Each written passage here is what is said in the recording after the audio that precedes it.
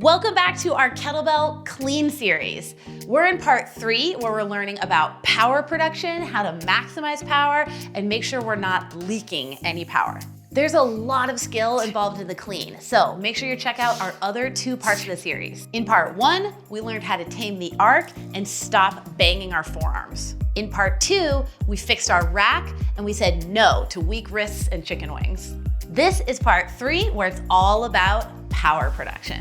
By the way, I know we originally said this was gonna be a 4-part series, but when I was working on scripting part 4, I realized we had covered basically everything in it because it was about the standing plank.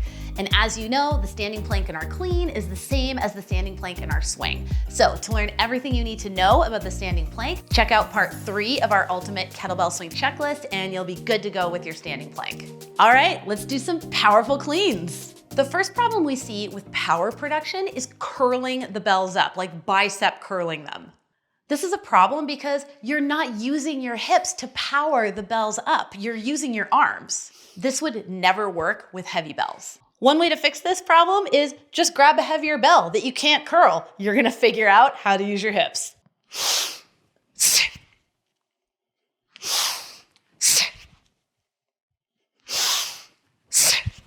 Another way to fix this is to just do very low groin level swings followed by a clean. And that reminds us by doing the swing to use our hips to power the movement. And then after we do about 3 of those, we do a clean with a fast elbow back. Another problem with power production that we see often with the clean is breathing late. If we breathe late, then our breath is actually not adding power to the clean. It's called power breathing for a reason, because that breath is adding power to our lifts by creating abdominal pressure. If we do our power breath after the hip hinge has already happened, we've missed the point. The power breath has to happen at the same time as the hip drive. This one's an easy fix. Just regress to the swing, go back, practice your 2-hand swings, really focusing on breathing at the same time that the hips drive forward. Then just apply that same timing to your clean. You'll know you're doing it right if you've finished your power breath by the time the bells arrive in the rack. The next problem we see with power production in the clean is the hinge being too straight-legged. This negatively impacts our power production because it results in the bells being projected forward and not up and down. And in the clean, when we project the bells forward, it causes a big arc and then we have to yank them back. To fix this, we're gonna make our hinge a little bit squattier with a prouder chest. When you set up for your clean and you tilt the bells towards you, I want you to just bring your hips down a little bit and a little bit prouder chest.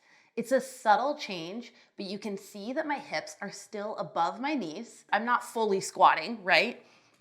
It's just making my hinge more squatty with a prouder chest, slightly lower hips, so that when I do hike the bells, it's easier for me to keep the bells close to me, moving up and down, versus launching them out and then having to yank them back. It's all in the setup, and setting up like that is gonna help you maintain that squattier hinge position as you continue to do your cleans. The last problem we're gonna cover today regarding power production in the clean is having bent elbows on the backswing.